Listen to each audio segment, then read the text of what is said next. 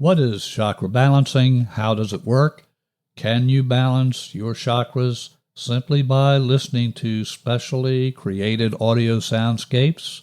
Stay tuned to learn the answers to these 3 questions in our special interview, my conversation with musician, composer, and chakra balancing expert, Ty Ford.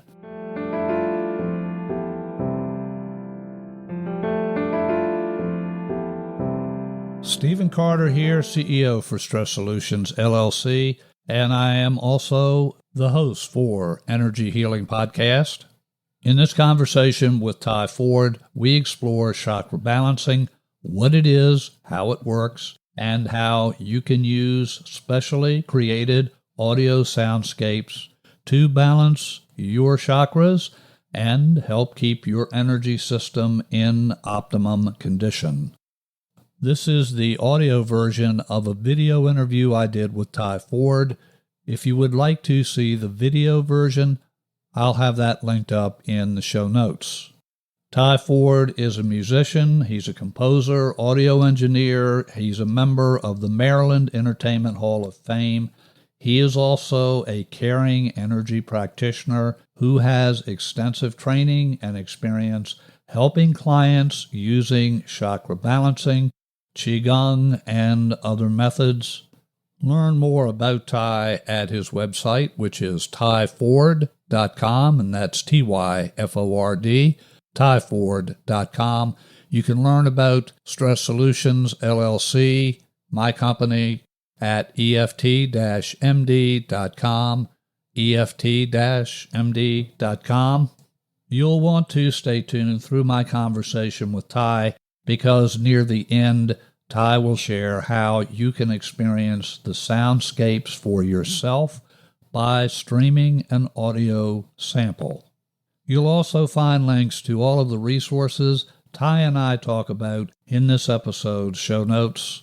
Let's join my conversation with musician, composer, and chakra balancing expert, Ty Ford. Welcome, Ty, to the Creating Inner Harmony program. I really appreciate you joining us to talk about chakra balancing, Qigong, and an innovative audio chakra balancing soundscape resource you've created. I'm really excited to hear about that. But before we get into that, I'd like to dive right into the energy healing pool, specifically chakra balancing. Can you share with us what that is? How does it work? Well, thank you, Stephen, for having me on. And the chakra balancing is a very old system. And it starts with the idea that there are 7 basic chakras, from the root chakra at the base of your spine to the crown chakra off the top of your head. And these individual chakras can get out of whack. They can be too active, they can be underactive, or they can be strangely active. And the idea of chakra balancing is to go through these 7 main chakras and ascertain what their state is. Normally, this is done with a crystal pendant. There are a number of practitioners who can put their hands in air over or on the body of the client and just know something's not right. As part of the procedure, the chakras all spin in specific directions, and you know this as from what you've learned. And you go in and with your hand over the body, get them to spin in the correct direction if they're not already. And after that procedure, you can turn your client over on the stomach. This is started with the client on the back. You can turn them over in the stomach. You can do that. And then there's a whole secondary part of a clearing where you start it depending upon whether the client has had recent drugs that need to be accounted for, or whether they don't and they're just normal. And by drugs, I mean, anesthetics, anything. You don't want to take the primary way to do it is to take everything out of the heart. If you have drugs in your system and you don't want to pull that energy through the heart, then you start at the heart and work your way down, out the fingers, out the toes, out the top of the head. So it's quite a process. you combine chakra balancing with medical Qigong. Can you share just a bit about what that is and how you combine those two together?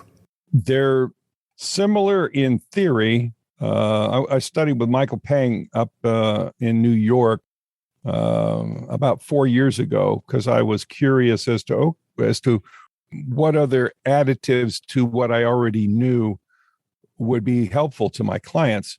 And he has specific manipulations which he uses, and he's hands-on, he's touch. Chakra balancing can be done fairly much off the body, but he's more touch-oriented. For him, you are using, as you will with chakra balancing, a great deal of intention. It's the intention of the practitioner to make the energy move a certain way and do a certain thing. And as you have your client on the table and you're working on him or her, you can have a light conversation and asking if they feel this or what they feel, which helps you as a practitioner figure out which of these approaches you're going to use. And I think some of this becomes intuitive for me after a while. I'm always anxious to hear what a client may be feeling or not feeling, or in some cases, I'll send red or green or blue, and I'll ask them if there's what colors they may be seeing. Sometimes, if we work in pairs, which we sometimes do, especially in chakra balancing, someone will be at the feet of the client, I'll be at the head, and I'll be sending one color, and they'll be sending another color, one over top of the other, to achieve a desired effect. As a client, what do I experience? Well, you are clothed. I ask you to take your shoes off, take rings and wristwatches and necklaces off, and we start by grounding, because these days remaining grounded is more and more difficult for human beings. And that's normally done beginning at the foot of the client, and I'll hold the feet. My energy, my intention is to pull everything down to the feet, through me, and into the ground. So literally, the client is grounded. And I remember in class one night, many years ago, I was working on this woman, and I could feel the grounding happening, and then I would leave there and go to the next stage, and it wasn't working. And I grounded her 3 times, and my teacher came over and said, "So what's going on?" I said, "I don't know. I'm trying to ground her here, and I can get it there, but it's not sticking." And at that point, the other student who was my client for the evening said, "It's my fault." I said, "What do you mean?" She says, "Well, I got some bad news about my daughter today, and I just got it about an hour or so ago. So I'm all up in my head about what's wrong with her and how I can help her and how I can do this and da da da da da.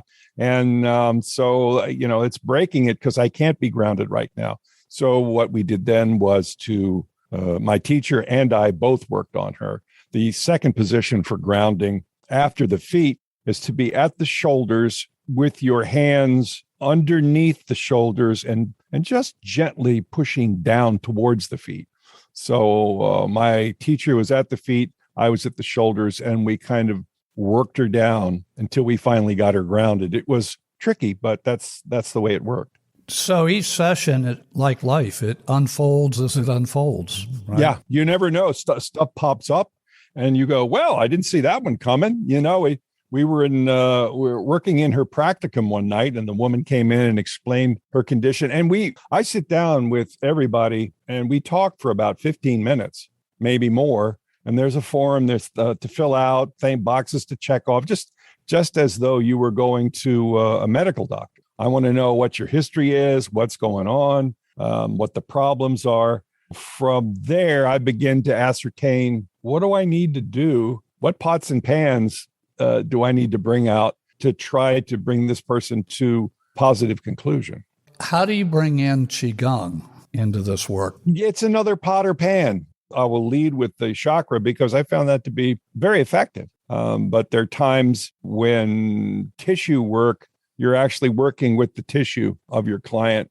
Depending upon what state of the union you're in, you have to be concerned about that. The laws vary per state, as you know. My teacher and her teacher, who was Rosalind Bruyere, said, well, you're going to run into this. You're going to have to face it as a practitioner. One of the ways in which you can is to become a minister, because then what you're doing falls under the laying on of hands. And that's okay. But if you don't have that and something odd happens, and they come to you and say, what were you doing touching this person? Like, I could say medical Qigong, and they might go, yeah, I don't think so. And it's protection for both me and for the client.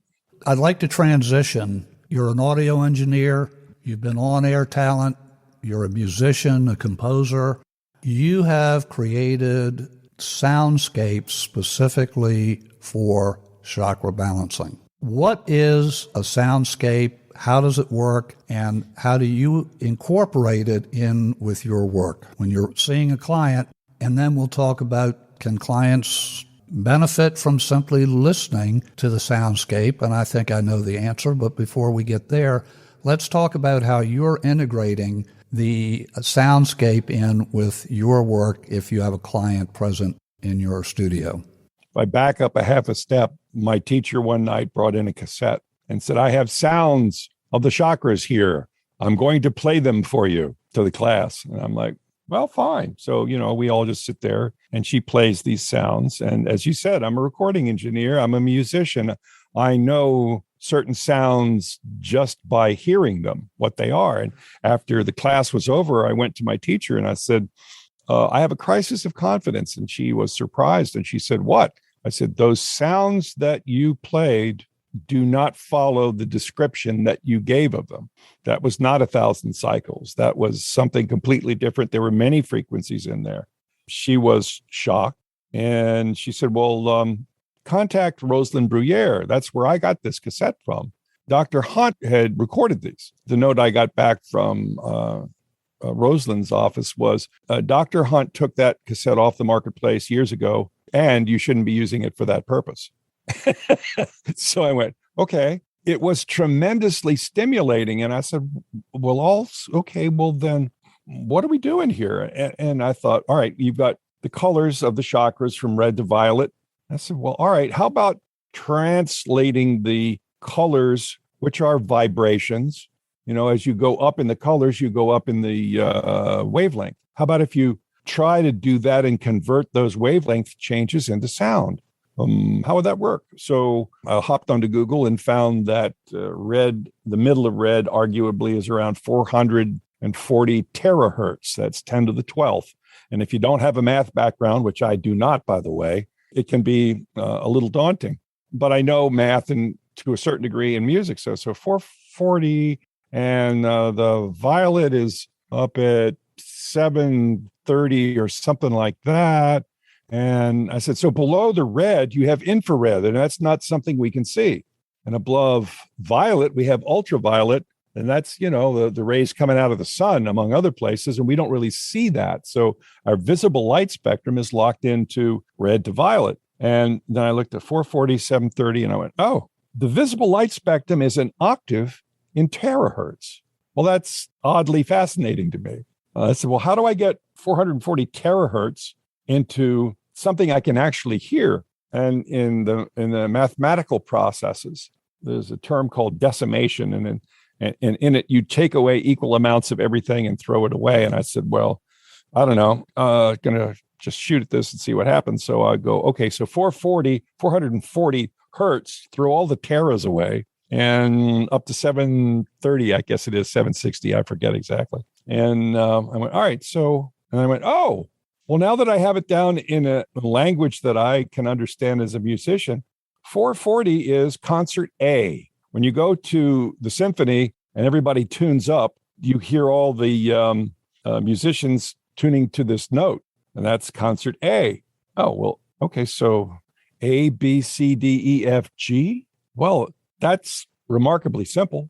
Let's see how that works. So I created a soundscape, and as I was doing it, I said, well, do I need 440? That's the predominant tone. Can I take overtones, upper harmonics and lower harmonics of the same note. So 440 is, imagine a piano, you hit 440 and you go down one octave and hit the note, the A note down there, it's 220, but it's still an A note. And if you go to 880, it's still an A note based off the 440 fundamental. So I created a soundscape of 6 octaves for each note. And in the process, I played it for one of my friends, and they said, oh, no, you have a percussion, you have a rhythm there. I said, so what's the problem? And they said, well, we belong to a drum circle.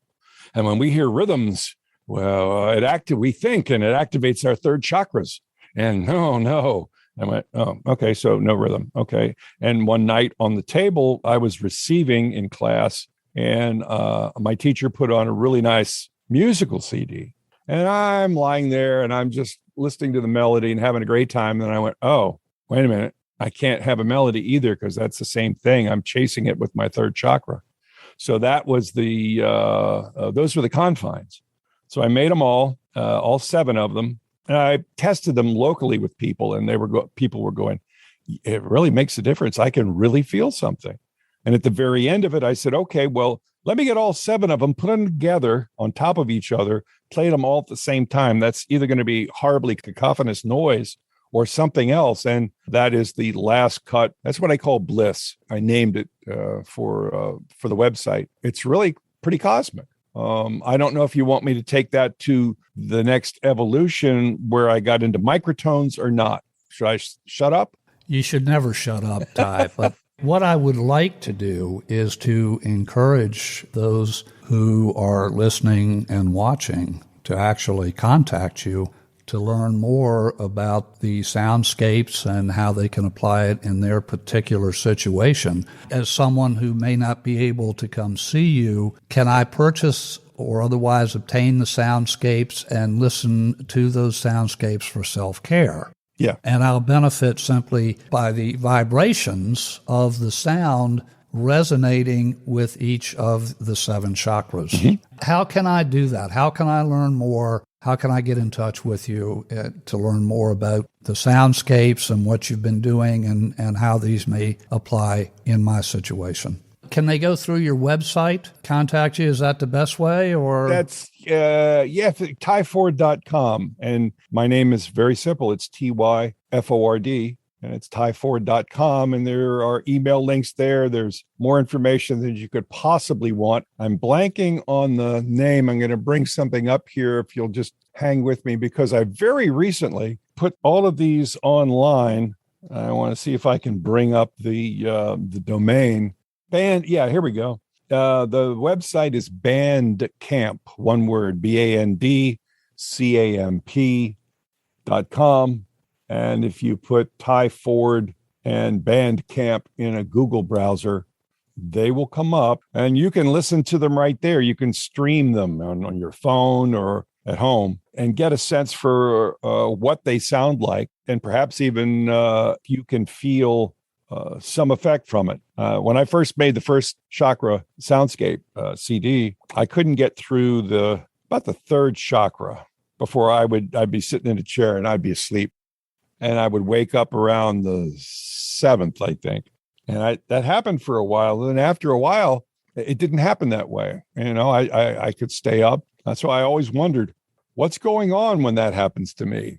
I've had people who do hot yoga, which is highly energetic, and they have used the soundscape to help them with that. They turn it up really, really loud and rock with it. And I've heard other people who say they just kind of, as I do during a session, choose the one I want and just let it kind of run in the background.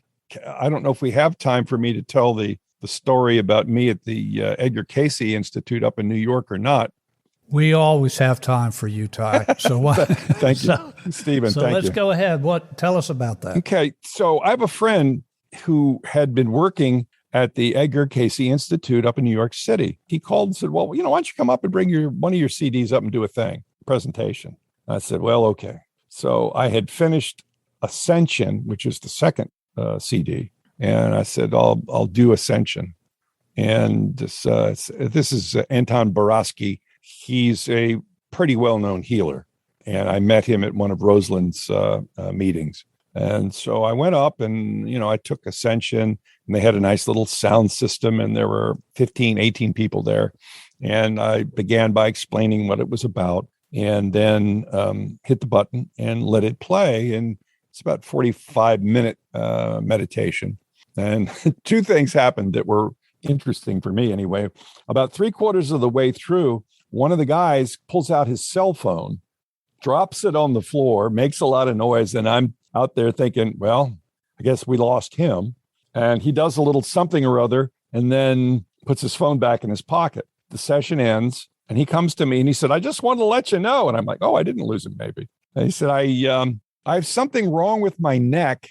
And during the meditation, I started feeling something in my neck. And I have a tuner thingy app on my phone, and it tells me what the frequencies are. And so I brought my phone out and I started it, and it was exactly at those frequencies that you were talking about that you've got there. And I thought, well, it was E for the throat. Interesting.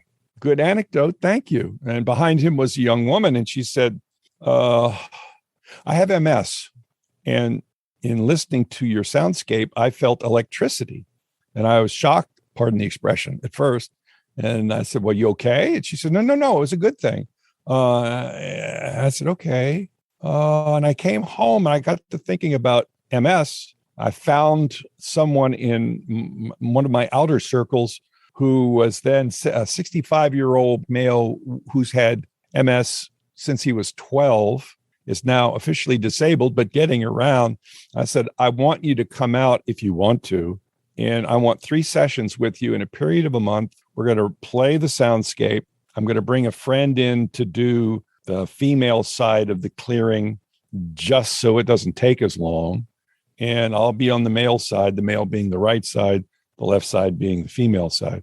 And we want to go through this thing. And the first time I worked on him, afterwards, I talked with Jane, my partner in this. And I said, Jane, I don't know. I feel like I'm losing it. And I said, the work we do, I have a hand on an ankle, I have a hand on a knee, and I'm intending to push this energy through. It was tremendously difficult, and I hardly got a trickle. And she said, I had the same experience. He felt better when he left the first day. When he came back 10 days, a week later, we did the same thing, played the CD. I started feeling much more energy movement, as did she. He felt better. The third meeting, it was like put a hand on an ankle, put a hand on a knee, boom, there it was, very present.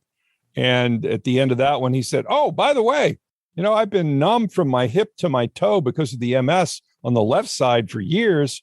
I'm not numb there anymore. And we were both shocked. That lasted for 1.5 years. Then he said he started to feel the numbness, and he came back in and worked. I worked him up. Jane wasn't available. And a half an hour into the session, he and I were chatting. And I said, oh, by the way, I'm not numb anymore. The question is, I asked this of your viewers and listeners, what's that about? I mean, I have my thoughts, which are, I have become a trash man.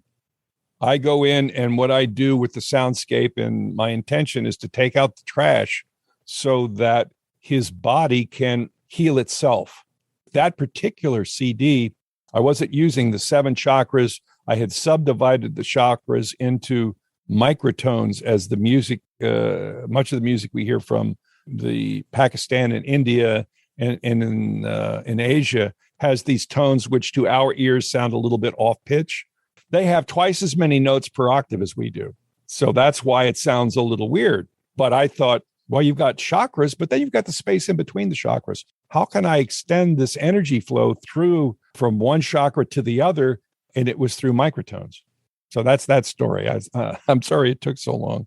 No, amazing and very, very valuable in terms of getting a deeper understanding of how the magic works. And I'll call it magic because we really don't know, but clearly it is working. It has effects. So, well, Ty, it's been an absolute delight.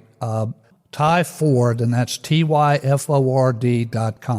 right? And what is your email address if people want to email you? It's Ty Ford at tyford.com. Ty Ford at Ty Ford at So even I can remember it, Yeah. Any final thoughts before we? The only thing I can think of is most recently I've become aware of something called the Primo Vascular System. And apparently it was found by an Asian gentleman, maybe in the late 60s. I found it on Google. But for those who, especially who have any kind of acupuncture, acupressure work that they do, I'd love to find out more about what anybody knows about the Primo Vascular System, because it's a whole substrata of stuff in the body that I don't hear anybody talking about.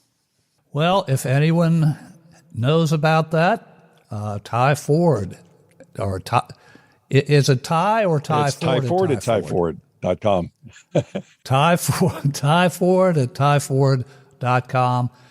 Ty, it's been an absolute delight learning about your adventure. Well, it is an adventure. They are adventures for sure.